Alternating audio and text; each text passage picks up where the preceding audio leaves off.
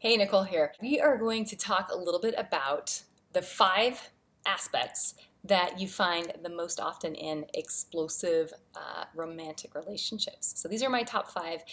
Now I have to offer this disclaimer. I have a moon in the 8th house, which is the Pluto house. So I like these aspects.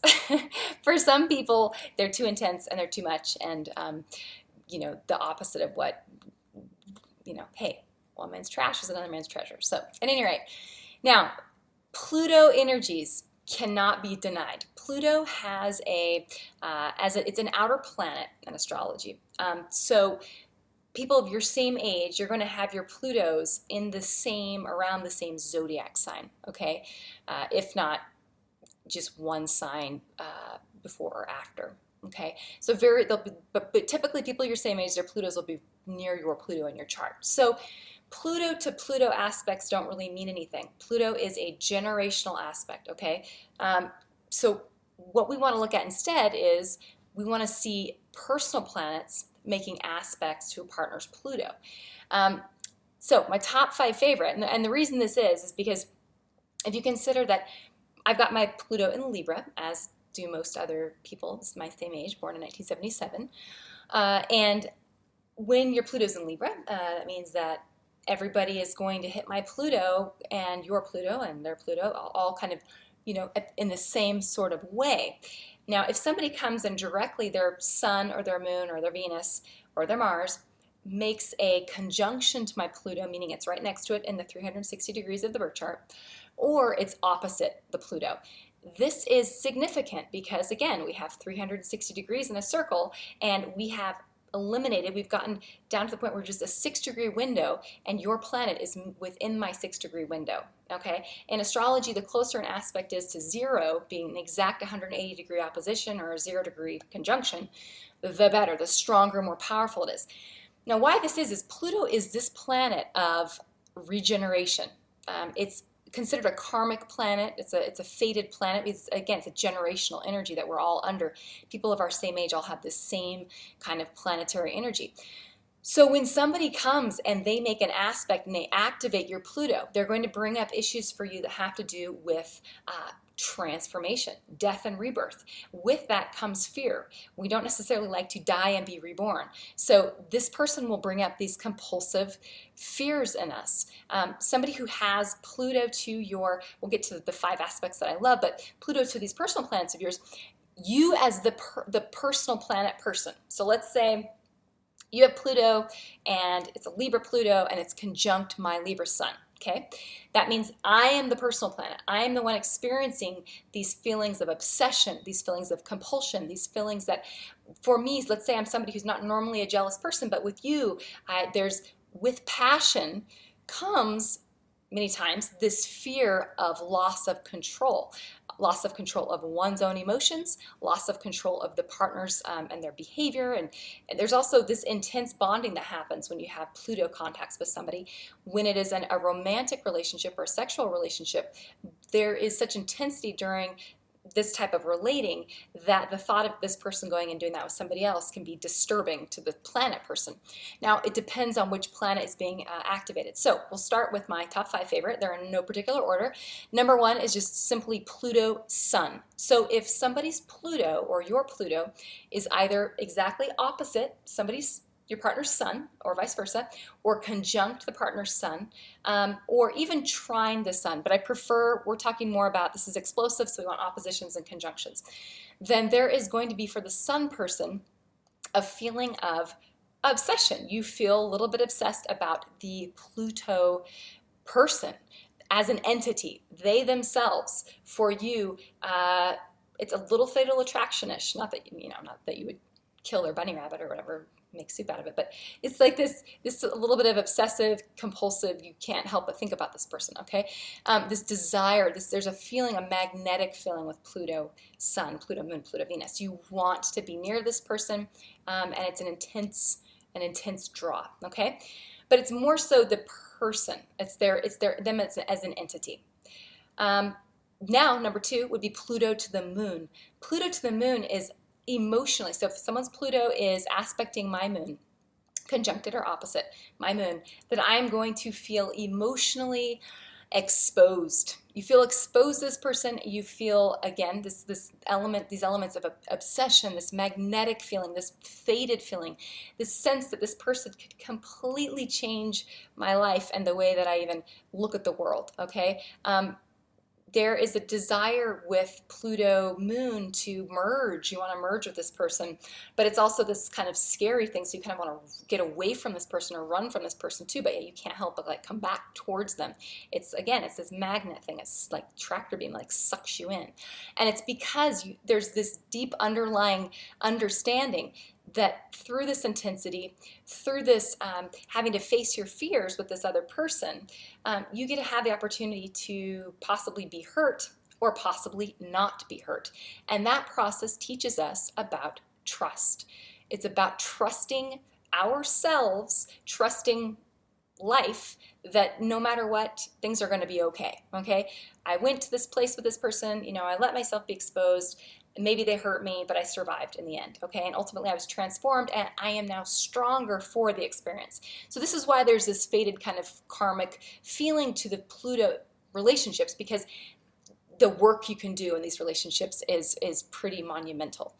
Now let's talk about Pluto-Mars. This is two sexual planets. Okay, Pluto is this transformative energy, but Pluto also rules the sexual organs, gosh, I can't talk. The orgasm itself, the act of sex,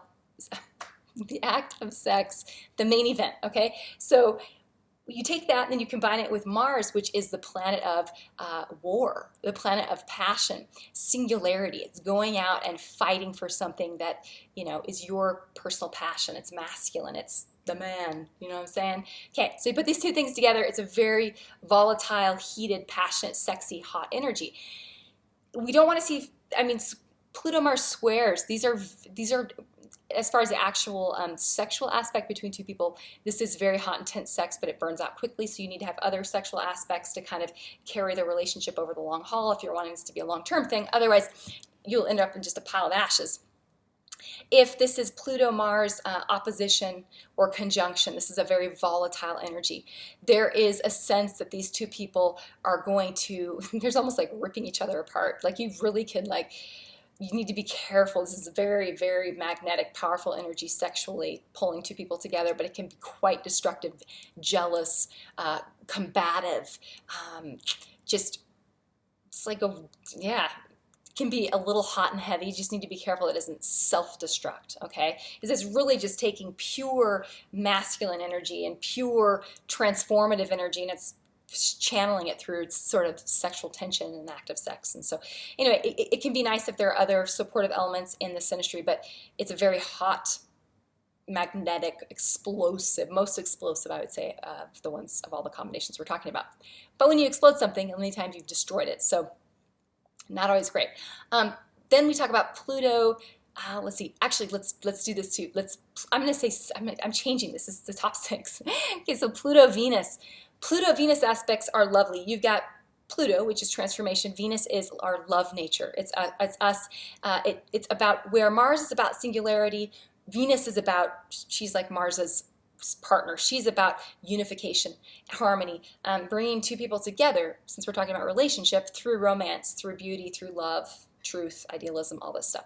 So you mix that with Pluto and you have a very, very magnetic draw. This is the relationship where you love to be together. You love to, you could spend time together doing anything, trimming your toenails. It's just this love, a love of being with one another.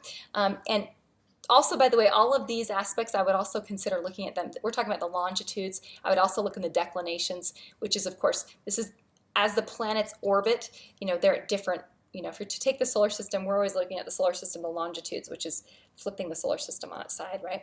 But if you're to look at the solar system, just straight on, like cross section, the planets have different places in their orbit vertically to one another. So anyway, that's declinations. So I look at both. And I look at the helio and the geo chart. But that's why you have to have an astrologer do your reading, because you don't need to know all this. But anyway. Now, With Venus, Pluto, this is one of the other great thing about this aspect is this is a lifelong sexual linkage between two people. This is a kind of relationship where it gets better and better and deeper the longer you're together. You get married, you continue to have this really great sex life that's very private, but it will just get better and better with time. Okay, now we're going to talk about two other important, they're not aspects, but this has to do with synastry. So if somebody's any of their personal planets, so we're talking Sun, well, I'll tell you the ones I care about: Sun, Moon, Venus, Mars, Pluto. And Pluto is not really personal planets, it's more of a generational one, but we're going to count it anyway. If any of these planets fall into your 8th house, that's the Pluto house.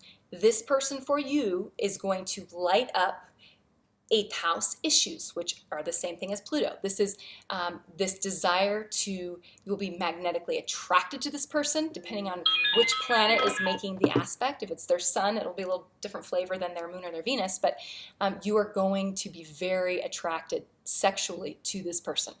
And if this is somebody who's not a possible sexual partner, this will be somebody that you either love or hate. It's this extreme kind of thing that it brings out in us. This is 8th house Plutonian stuff. Now also, if another aspect that I love for this magnetic thing is going to be if we take Pluto and, no, you know what? I'm just going to stick with, I said 6, we're just going to do those 5. I like those 5 that we gave. Hey, I'm not going to edit this, whatever. We just go by the seat of our pants here. So, okay, if you have any of those, if you're wondering how to see if you have this with your partner, talk to me because this is what I do. And this is just one teeny tiny part of the whole synastry and the synthesis of two people's charts when we overlay them and all the things that happen between two people. There are so many things to see there. It is absolutely mind-boggling and fascinating and very enlightening, especially if you're feeling stuck in a relationship or wondering if this is the right person for you. We can really see outlined kind of down the road how things will develop between the two of you. And initially, or not initially, but ultimately, if what you need and what your partner needs, if you will be able to provide these things for one another, okay? These needs, whether they're security needs, communication needs, sexual needs, etc., etc., etc., okay? Intellectual, mental needs, all of this stuff, emotional. Okay, message me if you're interested in a reading, and we will get you read. I've got some spots next week left open still. So, all right, have a good one. Bye.